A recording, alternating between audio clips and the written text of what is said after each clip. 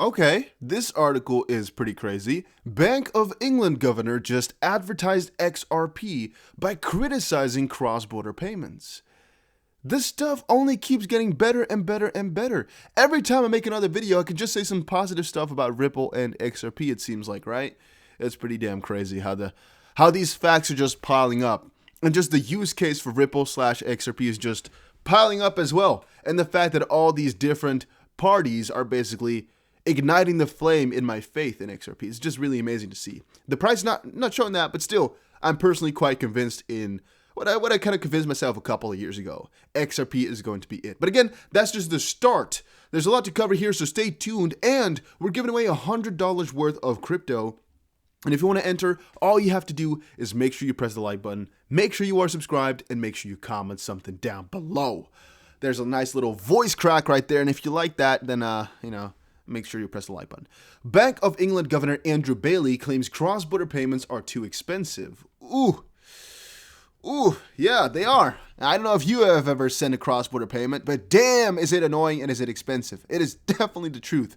So a fun little fact, I send money to England every so often, and very often for sending about £50 worth, I have to pay a £6 fee. You know how much? That's really ridiculous, right? Let's say it's an 8% fee or so that you have to pay.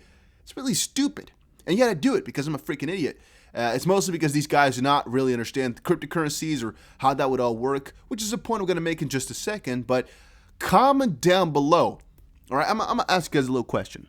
If I were to send you $1 million in crypto, what would be the first thing that you'd buy? And even, would you sell your crypto or would you keep holding it then? Because I'm thinking here, what would I do? If I were to be sent 30 Bitcoins, for example, would I sell some or would I keep them all and just hold? Let me know what you think down below. All right, I'm interested. Let's start a discussion. At the ongoing virtual Davos conference, Bank of England Governor Andrew Bailey mentioned that there were some gaps to fill in digital payments in spite of a flurry innovation it has witnessed in recent years. Quote, "We still have some very big gaps to fill." He particularly mentioned cross-border remittances as the obvious one since they are way too expensive, quoting, "Cross-border payments being the obvious one where the cost of making payments is too high." While he didn't directly mention XRP, his words can definitely be perceived as a nod to the 5th largest crypto by market cap. Because of its design, of course, it is very, very, very attractive for cross-border payments. Point made here, I would say, is they all know. The Bank of International Settlements, any single authority which you can name right now, knows that cross-border payments is a very big issue. And they're hoping, I believe, that through CBDC structures, they can actually make those a lot cheaper. However, I still am quite unsure of exactly how they would want these CBDCs to work, in the sense that would they just want these CBDCs to be transferable one-to-one? Where if you just, again, according to, of course, the rate of one to another. But then again, would they have direct pairs, all of them? Or would, again, there be a middle currency like, for example, XRP? Because then it would basically not matter for XRP if there were to be CBDCs or normal fiat, because it would still be the middle of every single currency, right? That's just my opinion about these matters. Just the fact that it sounds too good to be true sometimes. XRP sounds like the middle of everything, regardless of how you want to see it. And I'm not saying XRP is going to be taking over 100% of all the payments in the world. Of course not, right? That wouldn't be logical. But they can take up a good chunk, and even if they only get 1%, that's a huge sum of money in this world. And that would already place them as one of the top companies in this world if they just keep pulling through with the way they're going right now. And the value that XRP will have locked inside of it, as they might get rid of this Nostro Vostro system and just hold XRP the most liquid and hopefully a very positive speculational asset. Because again, I might have to just add speculational there because it's not too certain. All the variables are not put in just quite yet. But if they are, we could just call it a very good store of value too, because it's, again, the best shifting asset or the bridge asset. Yeah, a lot of them might just hold that because it's the most liquid, right? You could just quickly transfer to any currency that you like. And if you go for another CBDC, of course, you're going to have to first transfer to XRP before transferring it over. If you already have XRP, that's the best for whatever currency you would have in different currencies. Whatever money you had in different currencies. Let's say I'm the Dusty Bank, and I own US dollar, euro, Japanese yen, and Chinese yuan. Let's say I own those 4.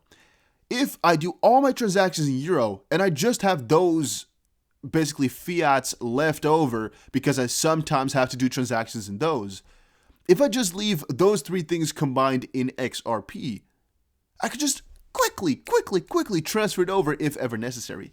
Theoretically speaking, I could leave it in euro and then use XRP as the middle currency again to shift it over, but I think some would just want to quickly be able to transfer it over, and since XRP could actually be sent from your account basically to their account while they switch it over, that's also something that could happen on that side. Yeah, I mean, it sounds pretty damn good, right? I mean, it's so simple. So from that perspective, yeah, damn.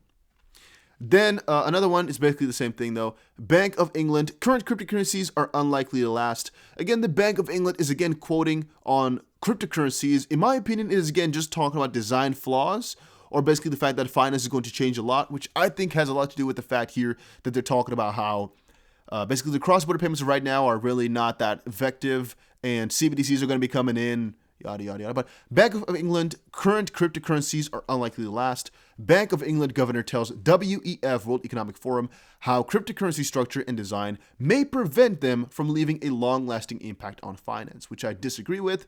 However, this is such a usual statement. A lot of these guys are doing it. They're just not that bullish and all this type of stuff. He says, I don't think we're there yet, though. So honestly, it could be that he's just not prepared for it, or he's just not really sure. But whatever, guys. I just keep on saying as well, what is really safe, right? Do you call fiat safe? If so, why then? Because fiat basically means your trust in the government. If you really believe in it so wholeheartedly, then why would you go for crypto? Because they will definitely try to destroy it then. If you call crypto, less safe than fiat, basically. And again, I'm really exaggerating that because is fiat going to be more stable for right now? For right now, possibly. But is fiat ultimately going to be safe? So if you take a good look at, for example, the next 100 years, would fiat be the same way it is right now? No, I don't think fiat will really exist in the way that we know it right now. Because do you consider CBDCs to be traditional money? I would say no, it's different sorts of money. But it is real money because 1 unit of CBDC is the same as, for example, 1 unit of US dollar. It is not like it's a backed asset or anything like that. It is really legal tender. So it's a newer generation of money, but it's still going away from that normal fiat type of scheme, right? They're changing it deliberately because they want to have less cash, for example, and more control over everything. They say doing it for speed, but no, of course, it's to reduce costs and to make it more efficient for themselves.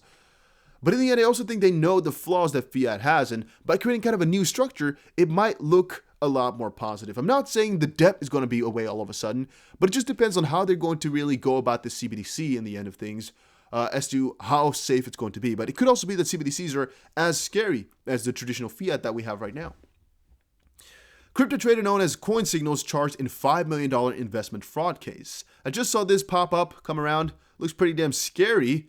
As alleged, Spins, this guy, I guess, took cryptocurrency worth over $5 million from more than 170 individual investors after making false representations in connection with these cryptocurrency funds, the DOJ said. From November 2017 through April 2019, Spence solicited investors in various cryptocurrency investment pools that Spence had created and managed the funds. Spence solicited investments for several funds, and the largest and most active of which were the Coin Signal BitMEX Fund, aka the CXMEX Fund, the Coin Signals Alternative Fund, aka the CS Alt Fund, and the Coin Signals Long-Term Fund. Investors who wanted to participate in the fund would transfer cryptocurrency such as Bitcoin and Ethereum to Spence in order for Spence to invest it. The big point I'm trying to make here or think about is how he does this with BitMEX right now. That's pretty crazy if you ask me, guys. Pretty crazy. Huge sum of money, $5 million. $5 million. That is completely crazy if you ask me. What is his name? His name is Coin. What does it say again? Let me quickly see. Have charged a Rhode Island-based cryptocurrency trader defrauding investors of $5 million in a Ponzi scheme. Damn, Jeremy Spence. There we go. His name in the crypto space is Coin Signals. Damn, how do you get $5 million? How do you, wow. Oh my, how do you convince wow, I'm just so amazed. In 2 years, people entrusted him with $5 freaking million. That's crazy though, if you start to think about that, how much money that is. And he thought it was all slick and fine, huh? Scammer. Ripple signed 50 new customers after SEC lawsuit, says Garlinghouse. The U.S. SEC Commission's $1.3 billion lawsuit didn't stop Ripple from signing new customers, the firm's CEO asserted. Going a little bit down below, Ripple signed 50 new customers after the SEC had filed a $1.3 billion lawsuit against it, said the firm's CEO Brad Garlinghouse.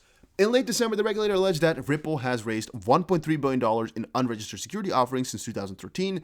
However, the firm remains optimistic and the team Ripple is ready to take on the year, Garlinghouse noted. I'd like to just come back to this point right here, which is actually the fact that this whole lawsuit here might actually turn out to be a really simple bummer, basically. What I'm trying to say is, it could basically be that Ripple gets, for example, a $600 million fine, and that's just going to be that, because the lawsuit, the basic premise of it is, well, they sold unregistered securities throughout this time period, but it doesn't actually necessarily mean that XRP is a security now. It just means at one point or another, they sold unregistered securities. So, as I said before, it could conclude to, well, from 2013 to 15, you sold something unregistered security. Right now, it's not anymore, though, so we cannot call it that. But so, since that was, for example, $400 million, we're going to, put 50% on top. You have to pay $600 million in total. Something like that. It could definitely be. Right? But that's, again, maybe the worst is going to happen. I'm just not that convinced that this whole lawsuit is really going to be a big deal, except for the price being pushed down right now. That's, again, a pretty big deal.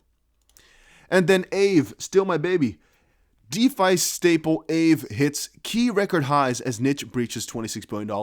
I just wanted you guys to know, again, I'm really getting into this DeFi realm, and even though crypto right now is being pushed down, I don't think it matters too much because the idea has already been put into place, and the fact that these cryptos, for example, Uniswap, SNX, Aave, those DeFi-ish cryptos or that have to do with it, yeah, they're going to be around for a little while, and they're going to be having a lot of money being put into them, especially once we get a lot of retail hype going on, which I still think hasn't really come in here just quite yet.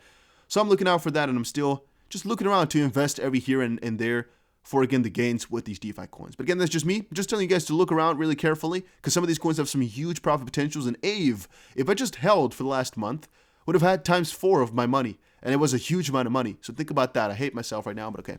Thank you guys all. See you guys again in another crypto video. Make sure you check out GSX. A link is down below. It is gold bat crypto, the first of its kind. I personally put a couple $1,000s in. They have staking. They have a 19% plus 5% bonus for using my link. Check it out, and I'll see you guys again in another crypto video.